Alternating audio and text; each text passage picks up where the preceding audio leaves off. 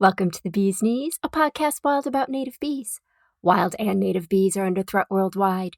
In each episode, we look at actionable things we can do to support these adorable little guys whose pollination work is crucial for maintaining biodiversity. I'm JC Meyer, and I thank you for being here.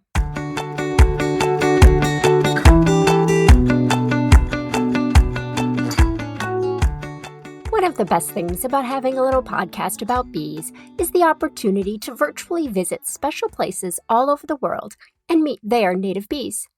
Today we are heading to Mexico to meet the Melipona, a stingless honeybee. The genus Melipona consists of about 70 different species, native primarily to South America. The largest producer of honey from Melipona bees in Mexico is in the state of Yucatan, which is also home to the Mayan Melipona Bee Sanctuary. Our guest today is the sanctuary's founding director, Rebecca Robertson. Could you please introduce us to the Melipona bee?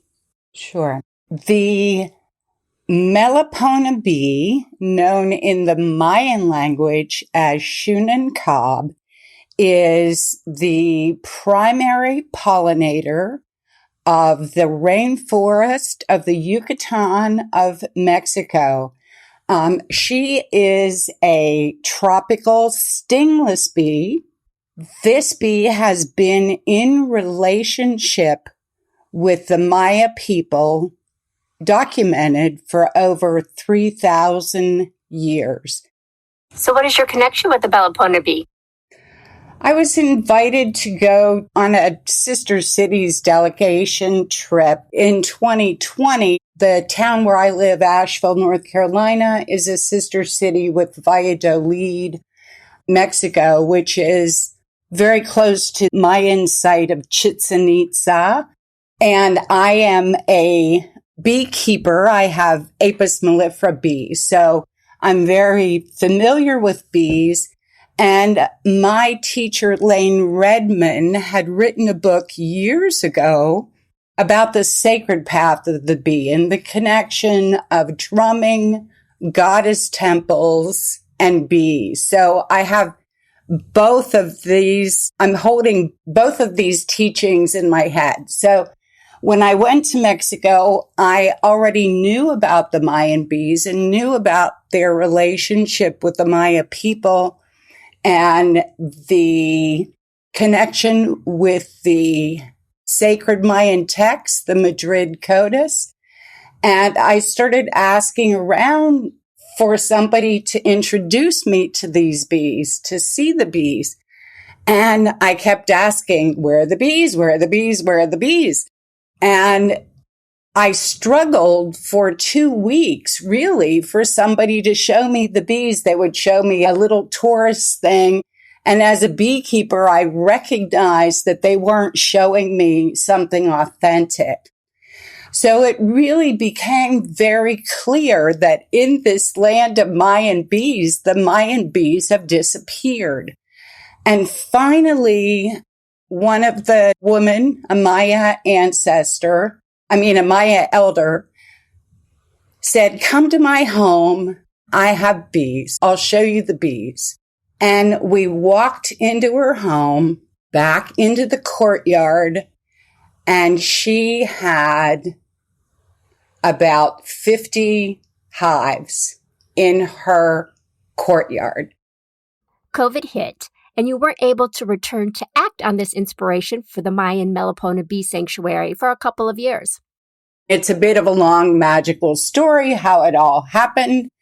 But what then did happen was an opportunity came up to purchase about 50 hives from old beekeeper who was having health issues and decided it was time for him to give up the bees. We met another Mayan man who lived right in town who offered his land as a place to house the sanctuary. So we purchased this large number of beehives. Cesar Mai built the most gorgeous, beautiful structure to house the Melipona bees. It's called a meliponario. So he built this beautiful Meliponario that will hold about 100 hives. And that has become our bee sanctuary. Cesar is a Melipona beekeeper. And so he is the guardian of the bees. He takes care of the Meliponario. And as we bring new beekeepers in, he is the educator and teaches them how to take care of the bees. And every Meliponario that we build, which are now out in the villages, because we are consciously creating a pollinator corridor and giving the bees a place to survive and to thrive. So many boxes actually are being checked. Our project, we are absolutely an environmental project. We're working to help increase populations of this very crucial pollinator of the rainforest that is very much in danger. We can all address that in a bit. We're also a cultural project.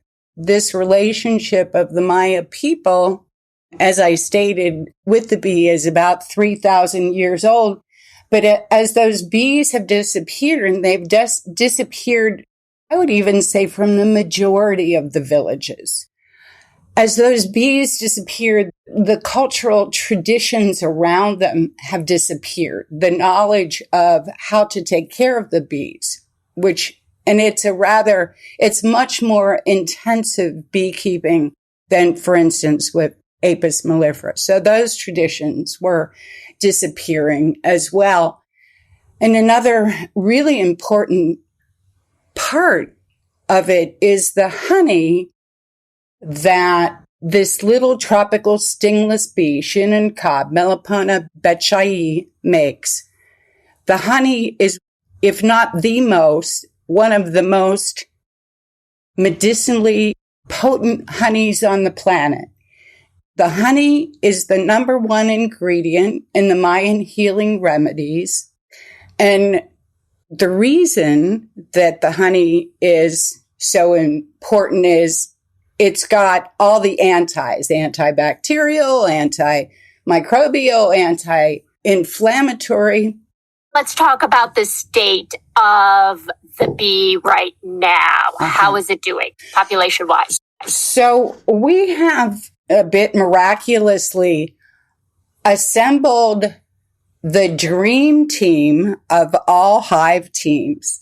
Dr. Stephen Buckman is a world-renowned entomologist. He is doing right now DNA studies on honey from our Meliponarios and pollen from our Meliponarios. He has wrangled in Dr. David Rubik, and Dr. David Rubik is an entomologist who works at the Smithsonian Tropical Research Institute in Panama. Dr. Rubik is the world's foremost expert on Melipona bees. Dr. Rubik joined the Smithsonian Tropical Lab to explore the effects of Africanized bees and the impact of Africanized bees. Well, one of the big impact of Africanized bees, and that's Apis mellifera, is that they have taken over the wild nesting sites of this Melipona bee. So you don't find the Melipona bee out in the forest any longer because the Africanized honeybee is bigger, swarms more often, more aggressive, has more hours of foraging in the day. So they're literally out competing the native Melipona bee. And that's one of the big reasons that the populations of these bees have plummeted. As is true of declining bee populations of all bees. There are many factors, pesticides and loss of forage. Dr. David Rubik estimated about 20 years ago that really the bee was critically endangered. Now, through projects like our own, the population is ticking up a little bit. The numbers are still frightening, but a little bit better than they were before. So if people wanted to get involved with the Bee Sanctuary, how can they help? We, of course, we always need funding. So a lot of the project is being supported by the sale of the honey on our website. Please go to MayanMeliponaBee.org and you can order honey on our website. If people would like to step up larger, you could support a hive. Supporting a hive is $350. With some prior arrangements, it's possible that you could visit our bee sanctuary in Valladolid, Mexico. I'm down there myself 3 or 4 times a year.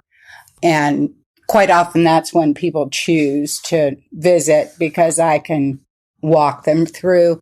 Our local Rotary Club in Asheville last year gave us quite a nice grant that allowed us to build 3 more bee yards. A bee yard cost about $4,000 US to build. So it's also, this is one of the reasons why the bees are disappearing in Mayan villages. They're out of reach monetarily as well.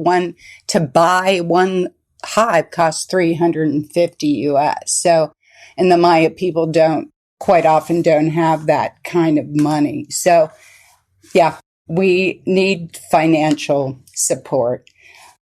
One thing that I'm really, really proud about is that this past year, Pollinator Partnership, in conjunction with the Smithsonian, has awarded our project, the Mayan Melipona Bee Project, the Pollinator Advocate of the Year Award for the country of Mexico. So we are getting recognized, I would say, on an international scale.